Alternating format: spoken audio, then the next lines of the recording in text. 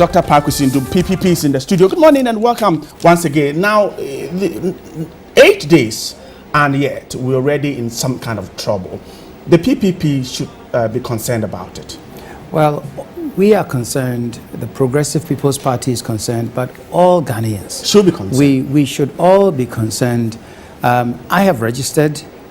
When and where I registered, there were no problems in terms of violence or physical problems of any sort. However, there were delays caused by the slowness in the responsiveness of the equipment that was there. Right. But you know, anything that is new that you're working on is bound to have difficulties. There are bound to be problems, which is why all of us must take it as part of a new process, so that we are patient, so that we assist the officials to do what they need to do, so that we do not bring unnecessary aggressiveness to the whole exercise. I have heard some politicians saying, we will not allow people that we don't know to register, to come to our area to come and register. Well, there's nothing in the law that allows anybody to prevent anyone, as long as they are Ghanaian, as long as they are qualified, from coming to vote. But you see, we should also take a long view of this. And the long view of this is that we must prevent this country from doing exercises such as this. Right. What we must do is that we have a national identification system. We have a database that is being done.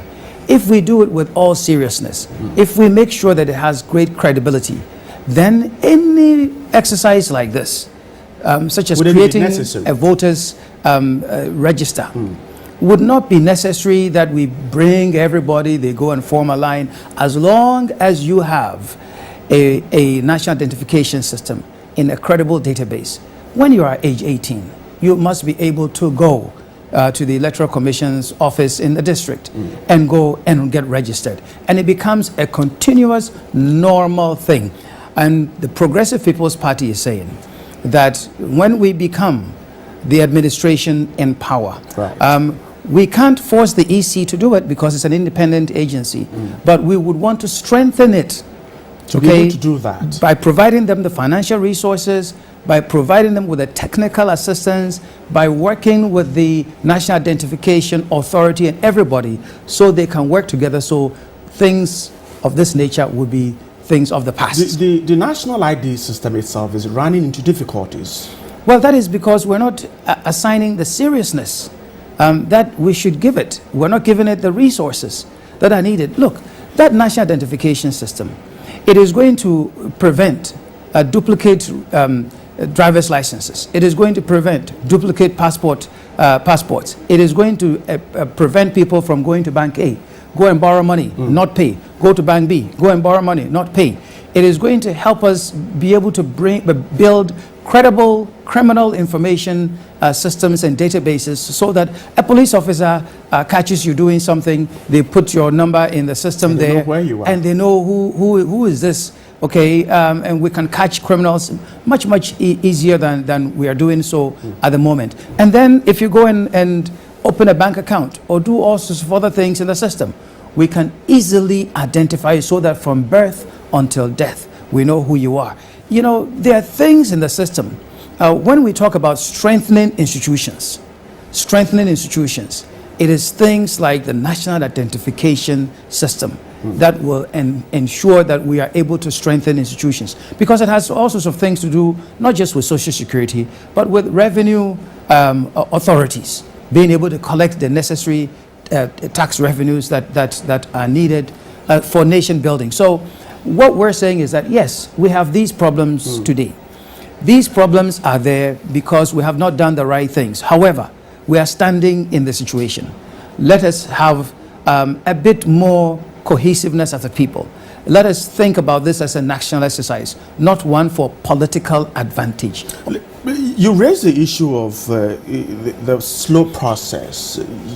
You don't want to say that it is as a result of the slow process that we are recording violence, or it's going to put people off from registering?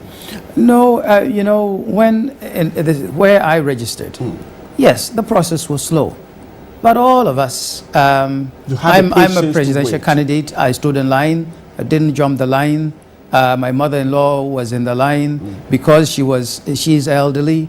We allowed her to go in front. They told us elderly persons can go to the front. We all stood there, and it was good.